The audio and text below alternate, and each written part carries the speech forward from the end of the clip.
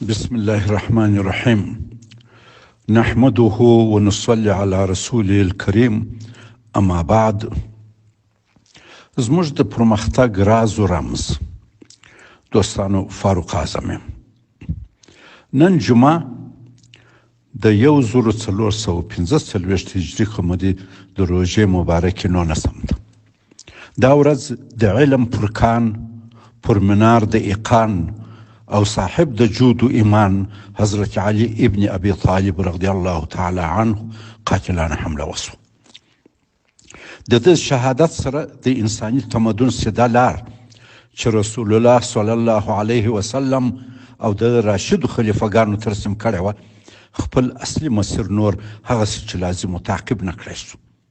څو بالاخره اسلامي امت د چنګیز په یرغل داسې ووهل سو چې تر ننه بیا قد ساز نسو او بیا څوک راکې پیدا نسوه چې راټول مکي. نن اسلامي امت سره لدې چې د نړۍ په بهترینه جغرافیه کې پروت دی، ډېرې طبیعي زیرمې او زحمتکش خلک لري، خو سم نظام نه لري، منتها ذلیل او وروسته پاتې دي. ذلت یې د فلسطینیانو سره د خواخوږۍ معلومیږي، او دا چې د امریکا له بیرې هیڅ یو مسلمان هیواد حاضر نه دی د افغانستان اسلامي امارت په رسمیت وپېژني. وروسته پاتهوالی مو په دا کې دی چې څه نسو جوړولی، هر څه چې استعمالوو د بل جوړ دي. اوس په افغانستان کې دوستانو یو غنیمت فرصت دی چې که وغواړو او کار ورته وکړو، د خلفای راشدین د طلایي دور روح بیا په خپل وروسته پاته ټولنه کې پوکلی سو. دا چې دا څنګه کولی سو، زموږ د پرمختګ راز و رمز په څه کې دی مختصر عرض کوم. زموږ د تمدن اهم بنیادونه دا دي. اول، مینه ده. زموږ د رفاه او پرمختګ راز په مینه کې پروت دی. دوه کسان نر و ښځه ملګري کیږي، اتفاق کوي، واده کوي، مینه کوي او کورنۍ جوړوي.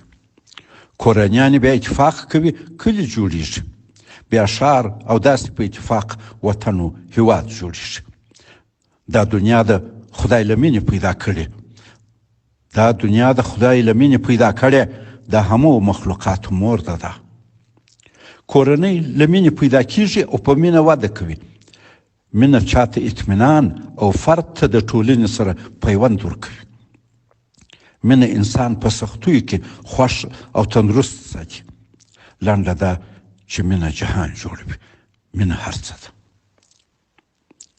دوهم، عدالت. دوستانو، کورنۍ په مینه جوړیږي، خو بریالیتوب یې په ښه مدیریت کې دی، او ښه مدیریت د عدالت تر چتر لاندې کیږي. که عدالت نه وي، یوازې مینه کافي نه ده، خو که مینه نه وي، عدالت بې روحه کیږي. ټولنه په مینه جوړیږي او په عدالت واده کوي. عدالت دی چې پلار ته اولاد یو شی دی، او په یو ټولنه کې د مشر او قانون په وړاندې ټول اتباع یو ډول او مساوي دي. دا عدالت دی چې ټولنه کې نزاع ختموي، هغه آرامه او همغږي کوي، او د ټولنې هر فرد ته د ډاډمن ژوند اطمینان ورکوي چې نه به ظلم پر کیږي او نه به دی پرېښول کیږي چې پر نورو ظلم وکړي. عدالت حسابدهي او شفافیت منځته راوړي چې هر څوک فکر کوي چې که خراب کار وکړي پوښتنه ورڅه کیږي. د عدالت تأمین د خلکو عزت ساتي، په ژوند یې مطمئن کوي، استعدادونه غوړوي، او څوک راتلونکي ته په ډاډه زړه پلانونه خو جوړولی سي او پر مخ ځي. درېیم، د تمدن بنیاد د مور د مقام درناوی دی. مور د ماشوم لومړنۍ مدرسه ده. د ماشوم بدني او دماغي وده له دغه ځایه پیل کیږي. که څه پلار هم ډیر مهم دی، خو ماشوم ډیر وخت د مور سره تیروي. ماشوم ته چې تر 3 کالو کم وي، د مور غیږ او د سینې بوی راحت، ډاډ او اطمینان دی. مور اولاد ته تر ډیره وخته هر اړخیزه پناهګاه ده او طبیبه ده، رول ماډله ده او مایه تقلید ده. اخلاق، عقیده، کردار او د نورو سره راشه درشه له مور زده کوي، چې اثر یې پر ده د ژوند تر پایه محسوس دی. د ماشوم د شخصیت په جوړېدو کې د مور لوی کردار دی. دا خپل ماشوم ته هغه څه ورزده کوي چې زده یې وي. په یوه کورنۍ کې چې مور پوه او عالمه وي، اولاد یې ناپوه نسي کېدی او د ټولنې د اوږه بار نه وي. د یوې کورنۍ بدبختي هلته ده چې مور یې د علم له نعمته محروموي. د مرحوم قاري برکت الله سلیم څخه چا پوښتنه وکړه چې ته په لوڼو ولې تعلیم کوې؟ هغه وویل چې زما پر سترګو په ماشومتوب کې درد سو. مور تنباکو پکښې راواچول او را رنجې یې کړې. کومې ښځې ورته ویلې وه زما مور ته چې په تنباکو جوړیږي.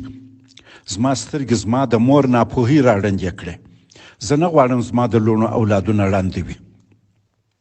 جاهله او ناپوه ټولنه د مور او ښځې په نوم شرمیږي او خپل د ژوند د شریکې ښځې سره د نوم سره یې حیا دې وي یا بې ادبي معاف دا وایي. داسې وروسته پاته ټولنه چې د کورنۍ رکن ښځه ورته بې اهمیته وي وده نشي کولی. یو ورځ مې د خپل ښځې سره په کورنۍ کې د مور پر اهمیت خبرې کولې. ما ویل چې د پوهې ښځې اولاد پوه وي.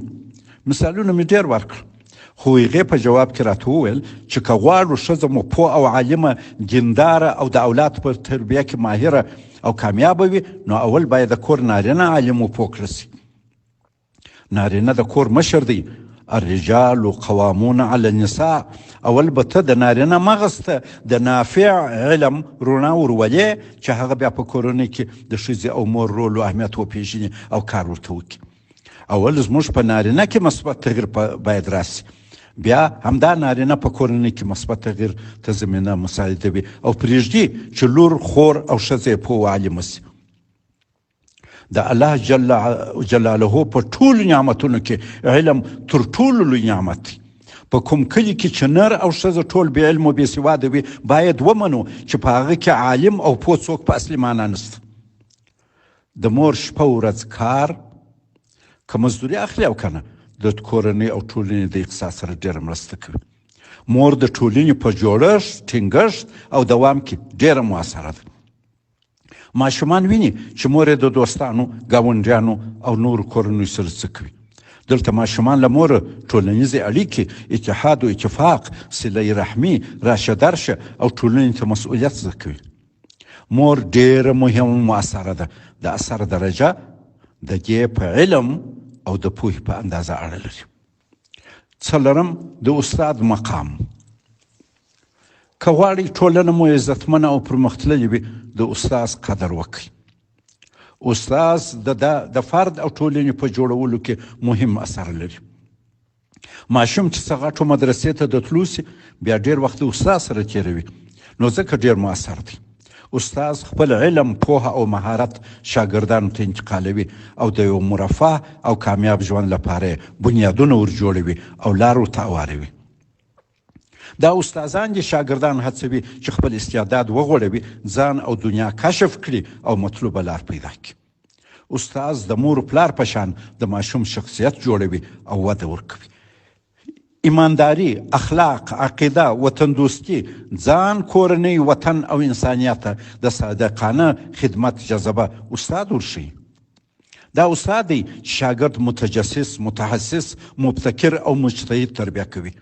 په هغه کې د تفکر، بیان او تحلیل قوه روزي او دې ته آماده کوي چې په موجوده رقابتي او متشنجه دنیا کې سم تصمیم ونیسي او لازم کردار ادا کړي.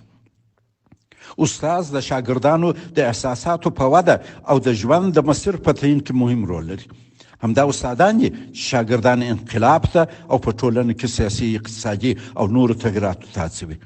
استاد د ټولنې د تغییر یو محرکه قوه ده. پنځم د پوهانو مقام. پوهان دي چې یو ټولنه روڼه کوي او د صلاح و فلاح خواته یې بیایي. د پوهانو، مشرانو او خپلو قهرمانانو احترام د یوې سالمې ټولنې په جوړېدو او د ځوان نسل په کامیابۍ کې لوی اثر لري. استعمارګران اول کار چې کوي په مستعمره هیواد کې د هغه ولس پوهان او روڼان د توهینوي، تحقیروي او په خلکو کې ذلیل کوي څو ځوانه طبقه الګو او د پیروي څوک ونه لري. ځوان نسل کې څوک ونه وایي چې که زه ښه کار وکړم خلک به دغسې زما احترام وکړي لکه د فلاني. استعمار له خلکو دغه څوک ورکوي او په عوض کې خپل ګوډاګیان ورته قهرمانان معرفي کوي. د مشرانو قدر په ځوان نسل کې د پرمختګ ولوله پیدا کوي. سخت کار او فداکارۍ ته هڅوي او د یو کامیاب ژوند انګیزه پکښې تقویه کوي. وایي د مشر پل د کشر پل دی، کشران له مشرانو زده کوي، خو استعمار د دین او وطن دشمنان دغه پلونه نړوي. چا چې دین او وطن ته صادقانه خدمت کړی دی د هغو قدرداني په ځوان نسل کې جذبه پیدا کوي چې دوی هم پر دغه لار ولاړ سي. د مشرانو او پوهانو قدر کول ځوان نسل د خپل تاریخ، کلتور او ثقافت سره اشنا کوي، فخر پکوي، ځان د همدې ټولنې برخه ګڼي او کوشش کوي همغه مشرانو غوندې سي او هغسې مبارک کردار ادا کړي. که کشران د مشرانو قدر او درناوی وکړي، په حقیقت کې ټولنه سره نږدې کیږي، اتحاد، اتفاق او همغږي پکې پیدا کیږي. دغسې یو حالت په ځوان نسل کې اعتماد په نفس، لوړ همت او ابتکار پیدا کوي او د تحجر زنځیرونه په ماتوي او په نتیجه کې ټولنه مخ ته بیایي چې استعمار او د وطن دشمنان دغه نه غواړي. دا پوهان او د ټولنې مخکښان دي چې په خپله پوهه او قربانۍ د ټولنې جمود ته حرکت او صعود ورکوي. نور هم هڅوي چې په ځان کې تغییر پیدا کړي او له دې لارې په ټولنه کې مثبت سولیز بدلون ته لار هواره کړي. همدا پوهان دي چې له تحجر او منحط کلیوال ذهنه ځان راباسي، ابتکار کوي، نوي مثبت فکرونه او نوي د خیر شیان پلټي او ټولنې ته معرفي کوي. په ځان کې د مثبت تغییر په برکت په ټولنه کې د مثبتو ارزښتونو د ودې، ثقافت او کلتور پیدا کوي چې څنګه د ټولنې خلک مثبت فکر وکړي او د یو عزتمن ژوند لپاره لار هواره کړي. په ځان کې مثبت تغییر خلک د ټولنې خالقات متوجه کوي.